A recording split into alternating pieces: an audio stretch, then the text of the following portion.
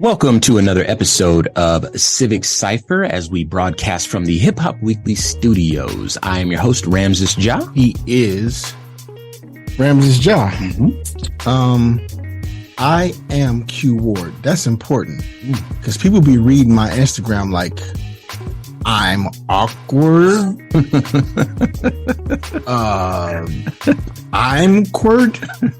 I am Q Ward. Write it down. That's who I am. People need to know. People need to know. And you're tuned in to Civic Cypher. Indeed you are. A lot to stick around for today because there's a lot going on in the world. I'm going to tell a story about something that happened to me recently. You know, a lot of times folks think on this show that we kind of ride above the sort of racism and the prejudice that we report on because of our platform. Why on earth? Because would anyone assume that part? We're going to let them know that it happens to us. I had an incident happen with me just the other day, so I'll tell you all about it. Also, we're going to talk about this strange thing that's happening in the country where people are getting to decide who gets to live and who gets to die based on what they're afraid of in that moment. Or what they hate in that moment. Yeah, that's, you know, I don't like to give fear as a scapegoat. You're not wrong. You're not wrong, Q. But of course, people often hide behind fear. So we're going to talk about, indeed, the many high profile incidents of people who have lost their lives because somebody thought it was their right to take a life. Oftentimes the victims end up being black and the perpetrators are not black. And then we're going to discuss the racist origins of the no trespassing sign, among other things. So, first and foremost, like we always do at this time, we're going to start with some ebony excellence. You want to take this one, Q, or should I? Nope. All right, then I'll take this one. Today's ebony excellence is sponsored by Major Threads, and we're going to shout out Zayla Avant-Garde. She was born in 2007 in Harvey, Louisiana. By age 13, Avant-Garde got her first world record for the most bounces in 1 minute with 3 basketballs. I've seen the video. She's bouncing 3 basketballs. And it's kind of like a juggling pattern. It's really dope. So she's got the Guinness World Record for that. Her second world record is for the most bounce juggles in 1 minute with 4 basketballs. And as if that weren't enough, her third world record was for the most basketball dribbled by one person simultaneously. And she also is a talented unicycle rider. And in 2018, she was featured in an Under Armour commercial with NBA star Steph Curry and has performed with basketball legends, the Harlem Globetrotters. Now, that would be enough for any measure of ebony excellence, but we're going to take it a step further. This is somebody we didn't get to talk about on the show. And so we're happy that we get to do it today. I'll tell the story. On July 8th, 2021, she became the first African-American to win the Scripps National Spelling Bee in the 96-year history of the event. The win came with a trophy and over $50,000 in cash and prizes. Avant-Garde won the championship with the word Mariah. Never heard this word before, but it was defined as a type of tropical plant. And the only previous black person to win the spelling bee was a 12-year-old Jody Ann Maxwell of Jamaica in 98. So she was a Jamaican, not an African-American. But back to Avant-Garde, when she grows up, she wants to be an archaeologist, a WNBA player, and to work with NASA. So shout out to you. Sounds like she's on her way to doing all 3. All of it. All right, moving on. So as I mentioned, I had a run-in with the Fuzz the other day. And for folks that don't walk the path of a black person or a brown person or a marginalized person, you might not be able to really understand what discrimination looks like and how insulting and how dehumanizing it can be. You might not walk around with a certain fear might be too strong a word, but a constant companion we'll call concern for yourself relative to your surroundings. You might not carry that with you the way that someone like me, someone like Q would carry it with us. So I will give you some insight into something that happened.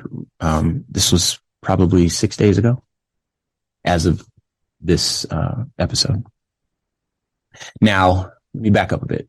A few weeks ago, I went and bought some little BMX bikes, right? My little boy is big enough to ride a bike now. And so we've been enjoying our neighborhood, riding bikes around. And I bought 2 of them. So I have a BMX bike too. Now I'm an adult man. My son is 8 years old, but I used to ride BMX bikes when I was younger. That's the bike I'm comfortable riding. And that's the one I got. We got some GTs for those of you familiar with, those old school bikes. And we got the good ones because we're doing a little bit better these days than we were back in the 90s when we had to ride them Huffies. So really exciting time, riding around the neighborhood with my son, just kind of enjoying just time together. He asks us questions. We ride around, listen to music, and just enjoy the weather and enjoy each other's company. And we share. We have more than just the 2 bikes, so we'll share. We'll have other people come over and ride bikes with us from time to time as well. Well, there is a neighborhood near my house where I'm looking to make a purchase. I've been on tours in a couple of the homes, and I have relationships with the people in the community, of course, but also with the realtors, so forth and so on. And this neighborhood is quite affluent. It needs to be stated because I don't want to misrepresent what happened here. So the night of this incident, I was hanging out with a friend of mine, and she and I decided that we would go for a bike ride. This is my new thing. I invite everybody to ride bikes. Q is probably the only person who hasn't jumped on a bike with me, but everybody else has got to get on these bikes and ride around this neighborhood, man. Now I want to be clear. My neighborhood is different from this neighborhood we rode the bikes to, but it's close enough for a bike ride. So very close neighborhoods. But I would say a definitive step up in terms of how affluent the neighborhood is, right? I don't live in a bad neighborhood at all, but this neighborhood is just different. Okay. This neighborhood is called the Biltmore. Those, who are familiar with, the lay of the land here in Phoenix, but the Biltmore is kind of this affluent neighborhood that I was talking about. I don't live very far from there, just down the street. So, this night my friend comes over and we're hanging out, we're talking, and we decide to go for a bike ride. And it's night, in Arizona, it's very hot in the daytime. So you want to wait until the sun goes down just because it's cooler. I'm not getting dressed up to ride this bike. No one would, because we're not going to see anyone. We're not going to do anything, nothing like that. We're just going to get on comfortable clothes and ride the bikes. And while riding, I suggested to my friend, hey, do you want to check out this house that I'm thinking of purchasing? Just did a tour there the other day. And I'm thinking that this might come together. Just waiting on a couple of things to pan out and see what the sellers are trying to do. But I'm absolutely in talks for making this purchase. So she says, "Yeah, let's go check it out." So I want to paint a picture for an outsider looking in. After I paint this picture of me. Okay, me, Ramses, on a bike in a t-shirt and some shorts at night, a BMX bike, mind you, riding around the neighborhood in Arizona. So harmless, nothing to see here. Just a man enjoying a bike with a friend or by myself. But this evening I was with a friend. This friend was not black.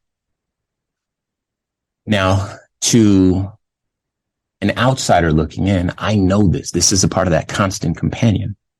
I know that I probably look like a drug person, or I'm on drugs or selling drugs, or, you know what I mean? It just doesn't look, this isn't the sort of thing that people see and are entirely comfortable with, right? So I'm mindful of this. It's that constant companion. I'm aware of that. Now, it hasn't affected me, but I'm aware it's impossible to be Black and not be extremely self-aware. And this is my estimation, because I've lived this life for 40 years. I know what it means to be Black in this country. And something as simple as riding a bike, something as simple as existing in the wrong place at the wrong time would be a death sentence. This is what we cover on this show quite a bit. So I recognize that a bike looks youthful, and youth and Black and male often looks like trouble.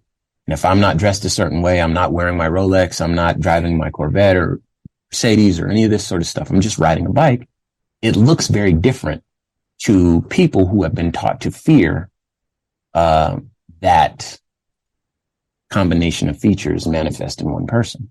Okay? But I have something else on my side, and that is, I know the people in the neighborhood. A couple of them I'm business partners with, right? I'm in this neighborhood 4 or 5 times a week, have been for some time, and feel very comfortable having established myself over time in this neighborhood. People come up to me and say, "Hey, nice car. I love your hair." Whatever. And, for those that know me, I have a bunch of tattoos and all this sort of stuff. So these people, I've managed to ingratiate myself, if you will, to these folks that live here. So I know who I am, but I also know that these folks, if they see me, there's nothing to fear, right? They know who I am too. So there's nothing wrong with riding the bikes over there, checking out the house, just as a destination to enjoy the bike ride. And that's exactly what we do. The thing is, turning into the Biltmore, there is a police car there, right? And I clocked that police car immediately, because that's what you do. But I also, in the amount of time that I've ingratiated myself with the folks that live there, I also know the police officers that are there during the daytime. Funny, I know, because this is Ramses, who's always very critical of the police, but I've actually talked about both officers before, Suzanne and Daniel. Kind people. And I use them and another person, I don't want to say his name, but his last name, but Kevin, who is he's now a Queen Creek police officer. I use them to ensure that I'm being fair when describing how policing should be done and referencing the system of policing, not the individuals. Okay. So the 2 police that are there and during the daytime, I know them very well. In addition to the mailman and, the people that, do the caddies for the golf course as well. This is Maggie B. Noen, and we'll be right back with more Civic Cypher after a quick break. I'm Donald Trump. And I'm Joe Biden. And there's only one thing that could bring me and Sleepy Joe together. Come on, man, don't corn pop me. That's in support of the Independent Riot podcast, where they interview independent thinkers on controversial ideas like the dangers of voice cloning technology. But is it available on any gramophone machine, Donald? Yes, Joe, it is. And it's bigly important. Many people are saying, that's the Independent Riot podcast. Not right, not left, just real. Subscribe now. Or I'll sock you in your mouth, Jack. For our non-Black listeners, that mental inventory that Ramses is giving you right now, the names of the police officers, the mailman, the relationships with the neighbors and the people that live in this neighborhood, in this community, that is normal for us. The noticing of a police officer that's here that, I don't know that one. Yep. That is normal for us. Not just when you go to a neighborhood where you might buy a house, but if you're going to the gas station or to your kid's school or to the store or anywhere that's not home, every time you see a police car, there is a mental inventory, a snapshot, and kind of a checklist in your head. Is my seatbelt fast? Was I driving too fast? Did I signal when I got over? Did I come to a complete stop at that stop sign? Did I drive through that intersection while getting over? Like anything, because there's all these stuff that you don't know that you can be cited and pulled over for, that all of us do every day.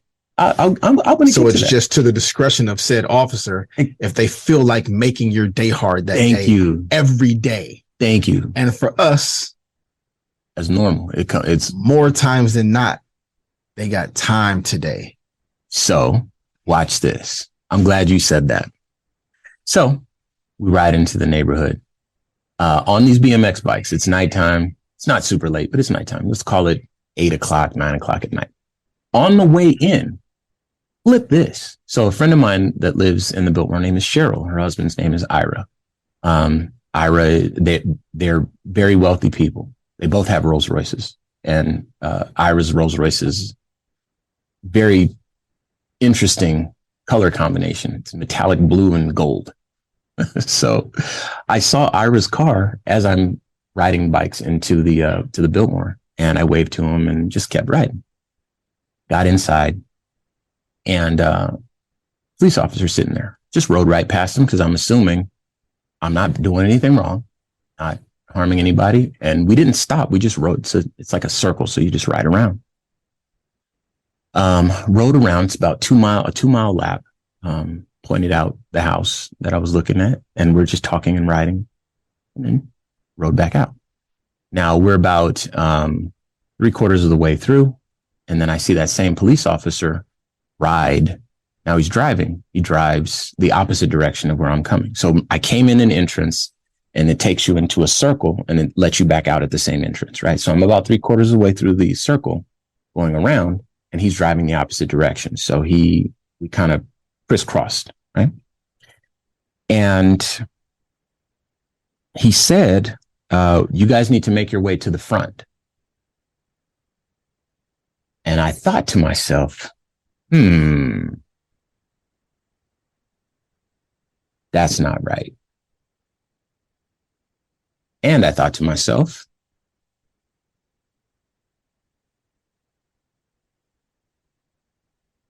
who would I be if I did not step up in this moment? Expound. Would I be a coward? Would I be a person who is allowed my fear of this officer to cause me to tuck my tail and run? Or can I stand on the accomplishments of my life? Can I stand and say to this man, I belong here. I'm actively working with business partners in this neighborhood. I'm welcome at any number of these homes after so long. And in fact, I'm engaged in the process of purchasing one of these homes myself. The sad truth is, if your name was Grayson and not Ramses, no, you probably don't need to stand up in this moment. For what? Just ride the bike back out and come home. And what are we talking about? This is not the take a stance moment. So the ride the bike night. Yeah, you're not wrong. So this is what absolutely this not. is what my friend who was riding with me was trying to say. But here's the thing: it's incredibly embarrassing and incredibly dehumanizing when you've talked and you've painted this picture and you have this exciting thing on the frontier of your life, and you're trying to share it with somebody, show whatever. And then someone who doesn't know anything about you other than you're riding a bike at night and you have an afro. I have an afro for folks that can't see me. Is using their modicum of authority in that moment to expel you from this neighborhood, this affluent neighborhood. So I took it upon myself to introduce myself to this officer. So I went back to the front where I saw the officer initially, and I sat there and I waited. And eventually the officer rode back around, and I waved to the officer. This is my way of saying, "Hey, come talk to me. We should probably know each other. I know." And I said this when the officer pulled back around. because I know the other officers here, I'm bringing my children here, and I don't want any sort of prejudices to work their way into your decisions as you patrol this neighborhood. This is what I was thinking in that moment. I know this is dangerous. I do not recommend this to anyone else, but listen to me pointing out you don't want these prejudices to make their way into the decision-making processes of said officers not only increases the chances that they will, but even causes some of them, in order to prove to you that they don't have such prejudices, to become more confrontational with you. So if his name was Grayson and not Ramses, man, you can go see their house tomorrow in the daytime when the cops that you know will be patrolling the neighborhood. For those that don't know, it'll be a way safer time for you. For those that don't know, Grayson is the name of Q's son. So we tell our children, do as I say, not as I do. Listen, man, come home to your dad, son. Well, to continue, I stayed still, waited for the officer to loop back around because I knew he would. And then my friend, she was on her bike and she just kind of parked off to the side. And I had a little rubber band thing around my phone that was playing music. So I tried to turn the music off as the officer was pulling up. And then I realized that probably looks suspicious. These are things that may not go through other people's head, but I was like, that probably looks suspicious. Let me just turn the volume down and keep both hands on the handlebars so he doesn't think I'm, even though he got all them bright lights on me. Okay.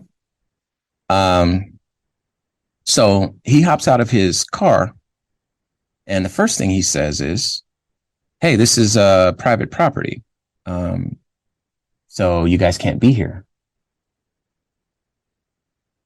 And so I said,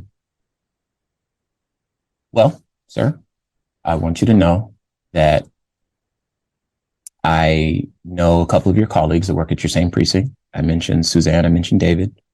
I mentioned my business partners. I mentioned that I'm here all the time. And in fact, I'm putting an offer on one of the houses here.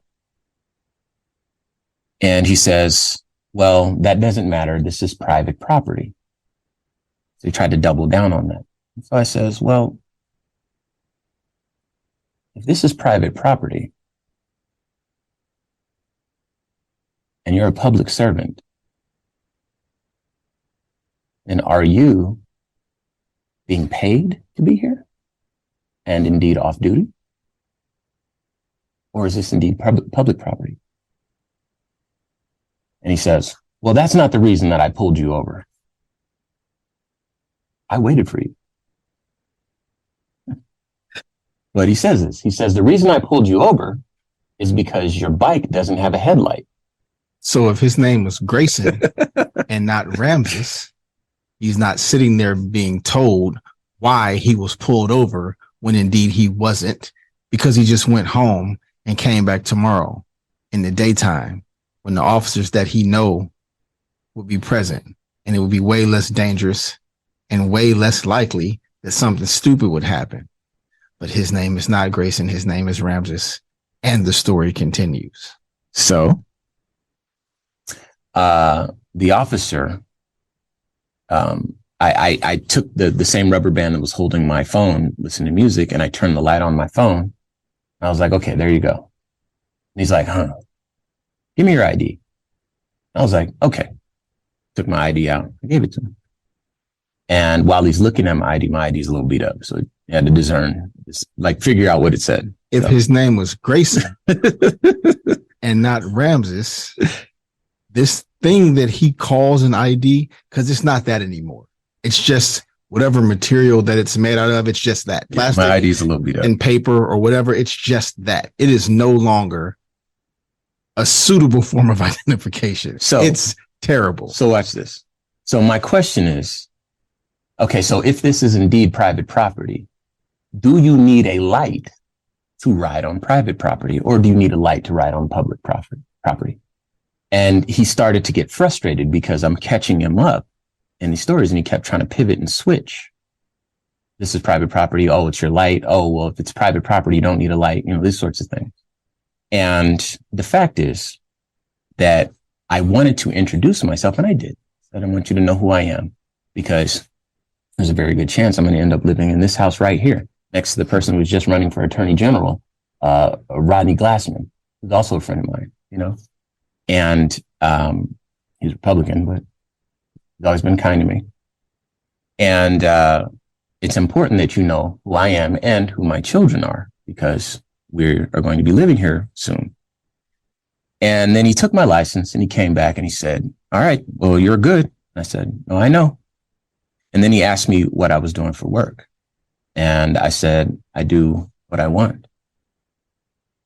That's an And awesome then answer. Yeah, you can Google me, dude.